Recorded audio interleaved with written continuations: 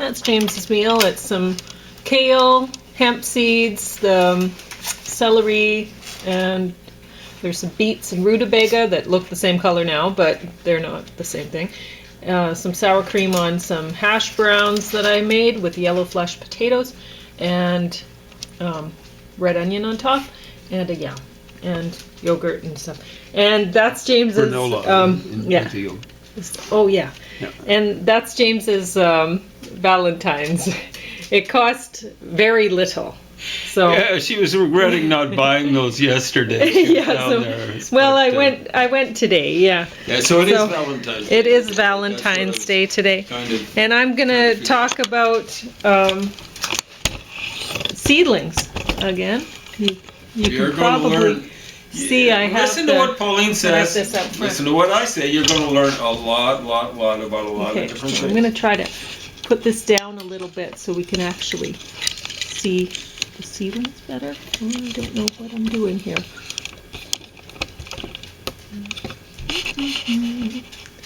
Do. I think that should be fine. Anyway, so, and I'm going to talk about this big bad boy. Whoa, that's going to become it's nice to have a back. If I tried to lift that up, you guys would hear my back. Well, it's lighter this time of year than it was around Halloween, let me tell you. But, I mean, I like to keep the squash as long as I can. I eat a lot of squash in the winter. We eat a lot of squash. And pumpkins, same deal? Well, they're squash. Is that a squash? Pumpkin or squash? You didn't know. Well, they're related, I guess. They're squash. Well, it makes sense, but I just think of them as you use a different term for them. You know what I'm saying? Anyway. Okay.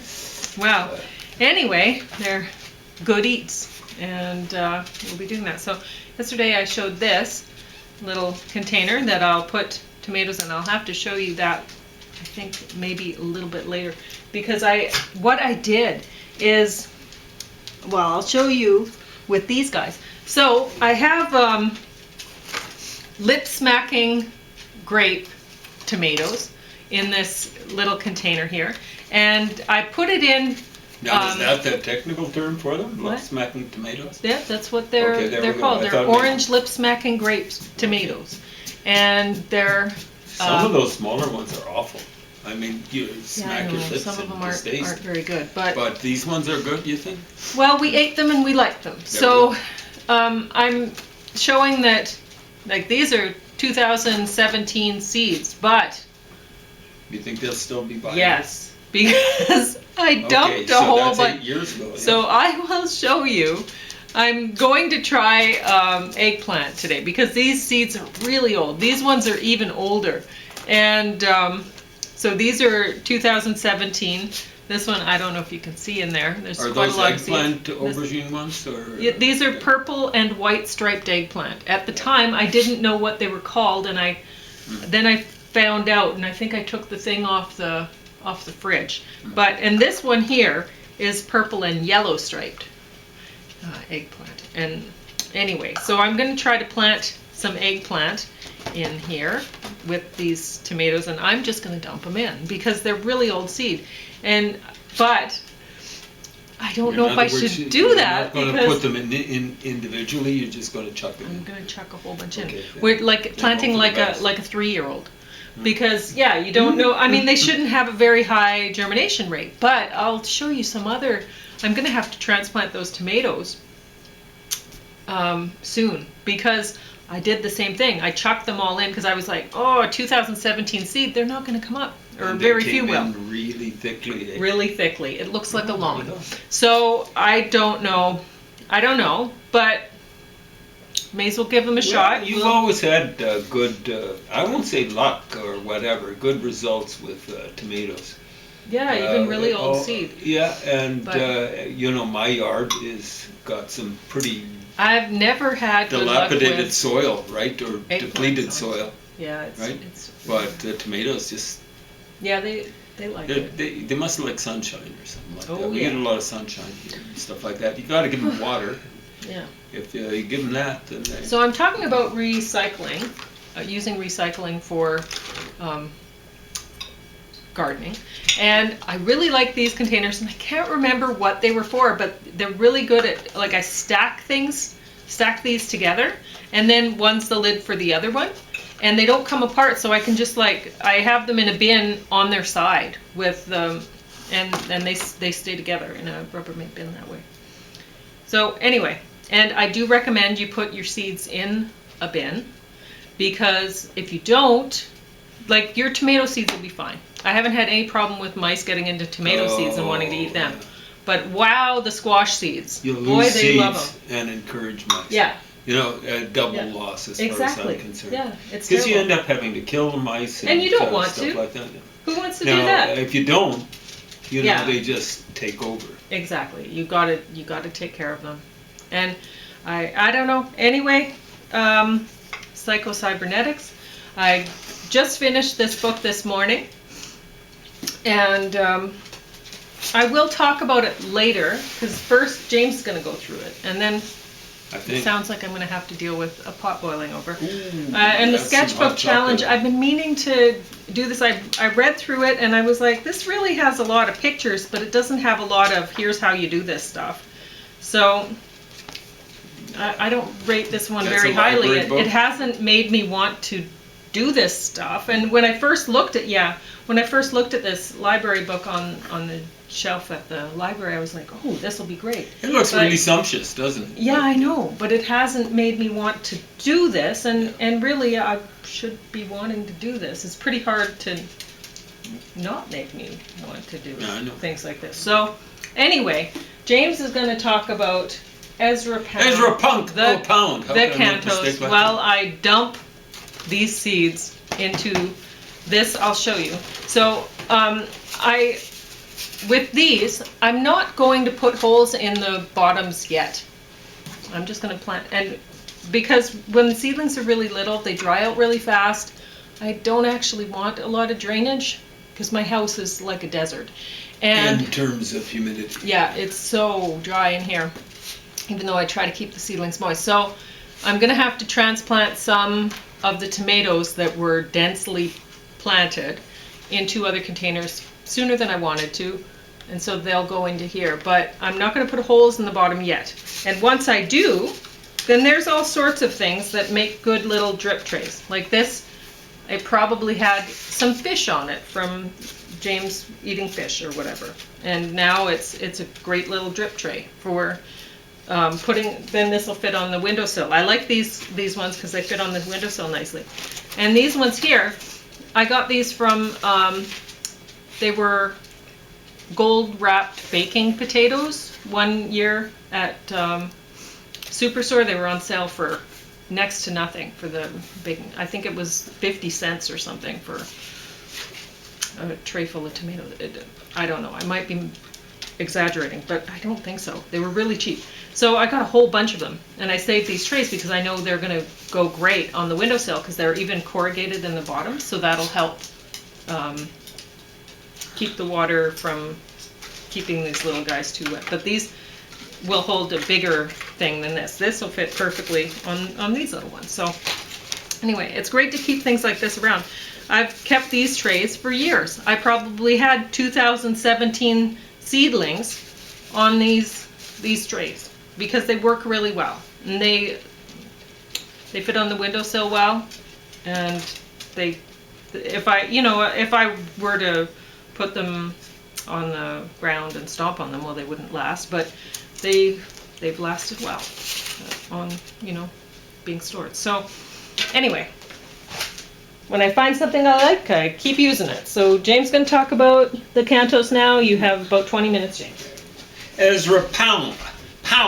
Yeah, I used to know a fellow from Hong Kong who was thought of himself as a poet here at the University of Lethbridge, or here in Lethbridge at the University of Lethbridge. We're not at the university now. And of course... Ooh, that's what's been boiling over. What, it's the chocolate? Yes, I forgot I was making it for you. Yeah. Okay, is it going to be burned? Or? No, okay. It's just really hot. Okay. And all over the place. Yeah, so if you leave that out there, I'm gonna let it cool down out there. Like, is there room on the counter somewhere there? Or are you gonna bring it over? Well, I could bring it over. Okay, I'll just get out of the way. No, you're fine. I can go behind you right here. See? Here I am. There it is. Thank you. It's all done. Good. You're all fine. You move. Boy, do I ever have a mess to clean up now, though. Yeah, I knew it was the chocolate right away. Boy, I didn't. I forgot about that. Okay, Okay, so. It'll just be hot, yeah. You'll warm the place up. Yeah, and well, it's not actually chocolate milk. It's the chocolate almond milk. So I don't even think it'll have a skin on it. It didn't before. Yeah. So, lunch into pound, is that it? Oh, I was talking about this guy from Hong Kong. He kept saying things like, "I am Hamlet." We'd hit the washroom, and I think I was just washing my hands or something like that, and he used the washroom. And he comes out of the urinal section, and, "I am Hamlet," and then he does a karate kick. Like someone had left there was kind of a door for the towel dispenser open. Boom! He bends it all up. Oh, what a loser that guy was. Anyway, he thought he wrote poetry. He didn't. He wrote stuff. It's better than Pound stuff in terms of being prose, but it wasn't that good. And it definitely wasn't poetry. It was free verse, which is free non-verse. Free of verse. Free of verse. Yeah, exactly right. Hilarious. I think, verse means a line. I think it probably means a turn, like you turn back and go to the next line or something like that. Poetry is kind of weird.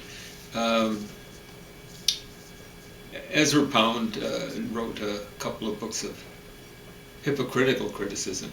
He didn't intend it to be hypocritical, I don't think, but most hypocrites don't intend on being hypocritical. But, like one of Ezra Pound's decent thoughts was, hey, why don't poets do 5-finger exercises?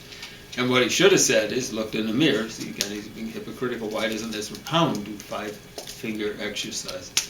Because he had no real technique. If we get far enough in this, next canto that we're looking at, we'll run across signs of his lack of technique, because he actually tries to write some real poetry.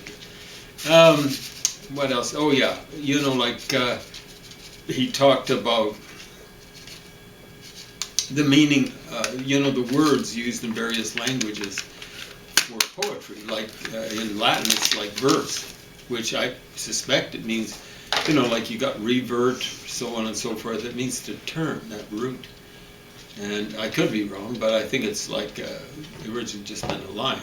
It really doesn't tell you much of what poetry is. In Greek, it's basically the same. We use the Greek word for poetry for our word for poetry. And originally it just kind of means making. But again, that should suggest to someone who's writing free verse as free of verse, that it's kind of like a little bit like a craft. You actually work at making something. It's not like, wow, I'm just going to let it all hang out in the form of prose. You actually make stuff. When you're a poet, you'd better be a craftsman or a craftsperson. Now, what does that mean? Does that mean that that's all that's required? Afraid not. You want to actually put some meaning into stuff. You actually want to have some other form of what we might call artistry. But, the craftsmanship or craftspersonship is a prerequisite. So it's a necessary, but not a sufficient condition. If you guys have taken any philosophy or logic or stuff like that, it's necessary, but it's not sufficient for you to be a decent poet. But one thing he pointed to, German, a word for poetry is Gedichte, as I recall. And the root is cognate with English fiqh, I suspect. And I think the term he uses is dichter, but that can be used for literature generally, from what I can tell. But he said, yeah, he has for Latin. He translates it into Latin to help you out in English, which is, I don't think he knew much German, so he's going, I'm going to show that I really know languages by translating the German.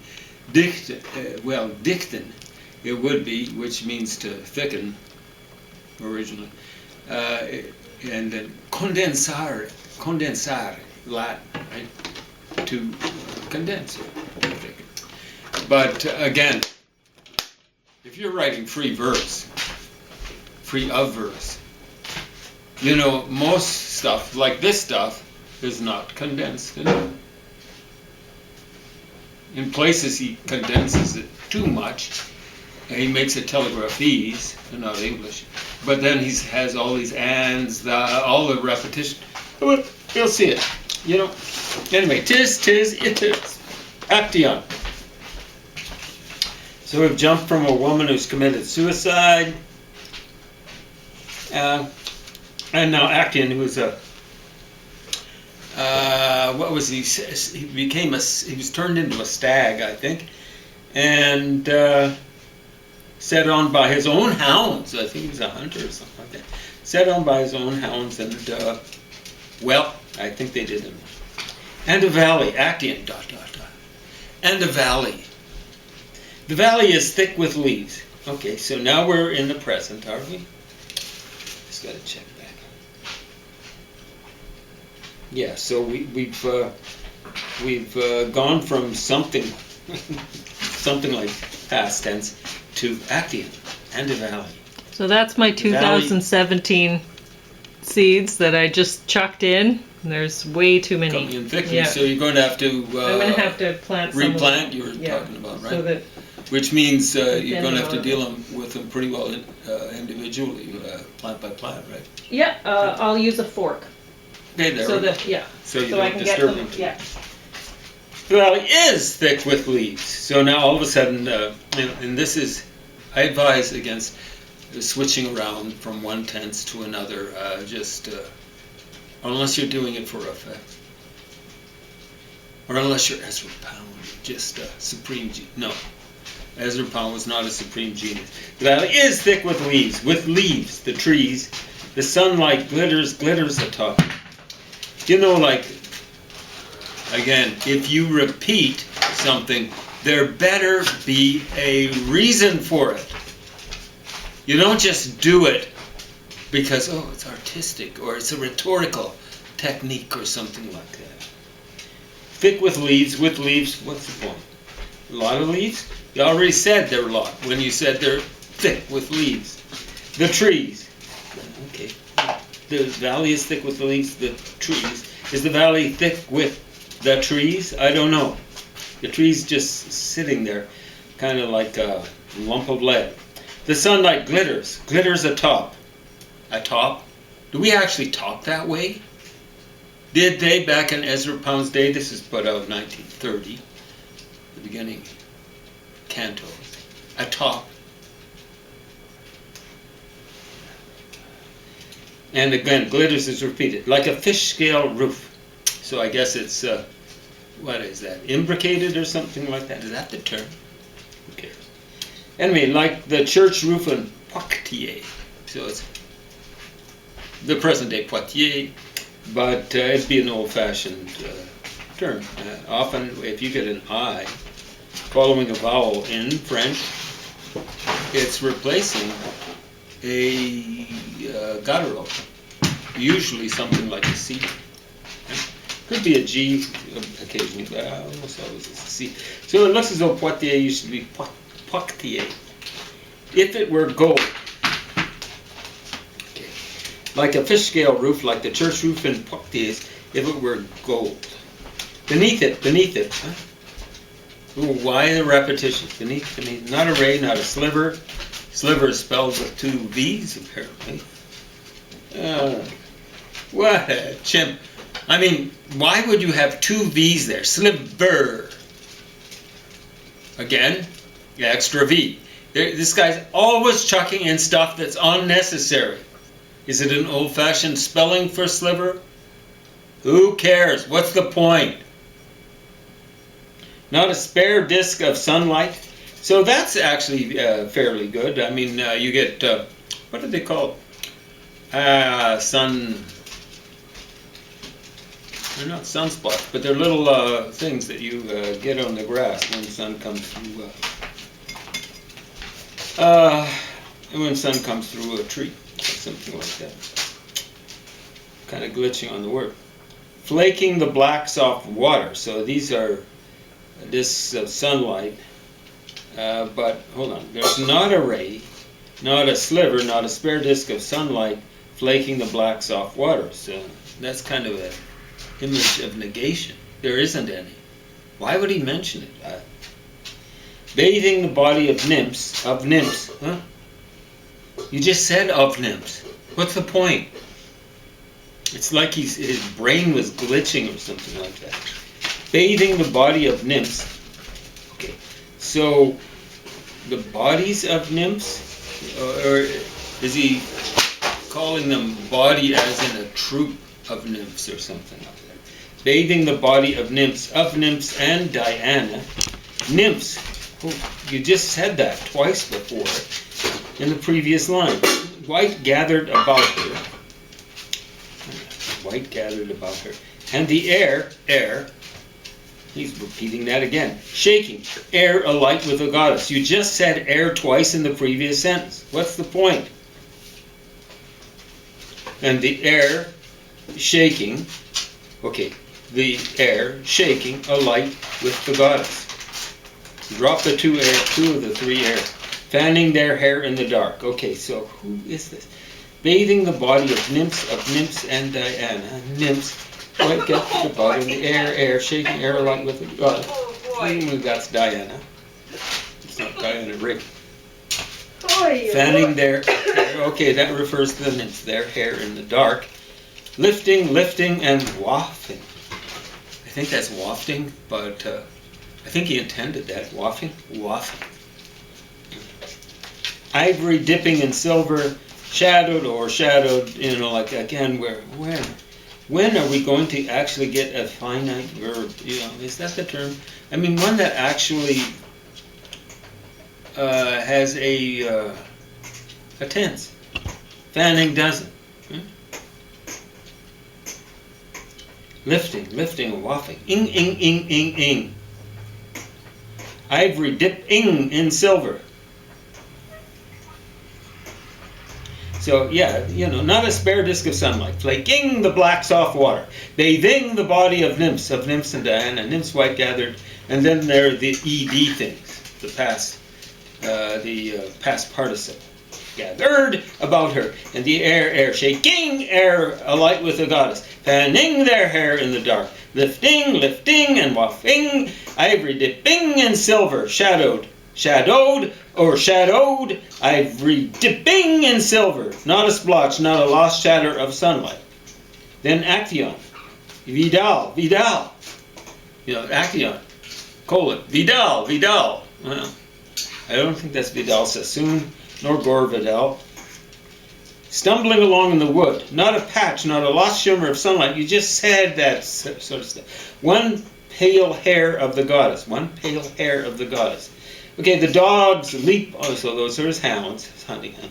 On Actaeon, hither Actaeon, spotted stag of the wood. So I guess he was spotted, according to Pound. Gold, a sheaf of hair. So now a pale hair of the goddess. It's the pale hair, not a pale hair. The pale hair of the goddess. So now it's gold, a sheaf of hair, thick like a wheat swath. Blaze in the sun. The dogs leap on Actaeon. I think that's almost a rhyme there. Stumbling, repeating. Stumbling along in the wood. Muttering, Ovid. So did he write up this thing about Action? All of it had the metamorphoses. So he wrote a lot of poems about changes, metamorphoses. So I'm sure he did Action somewhere in there. Because he changed. He metamorphosed from himself to a stag. Pergusa, pool. Gargaphia, pool of Salmachus. Okay. The empty armor shakes as the signet moves. So I guess the signet moves as it, that's I think it's a male swan, is it? And somehow or another that shakes some armor. Is it empty or whatever? Thus the light rains, thus pours. Thus the light rains, pours. Why the repetition of the thus? Et le soleil pleuville. So, and this is old-fashioned, I suspect it's French. There's, soleil has, and it's the sun, but it has an LS on the end. It looks like a plural, but lo is like le. Pleuville, that'd be pleuve, rains. The liquid and rushing crystal, so that seems like medieval French, middle French or something like that. The liquid and rushing crystal, the liquid and rushing crystal beneath the knees of the gods. Okay, so ply over ply. So he liked doing this.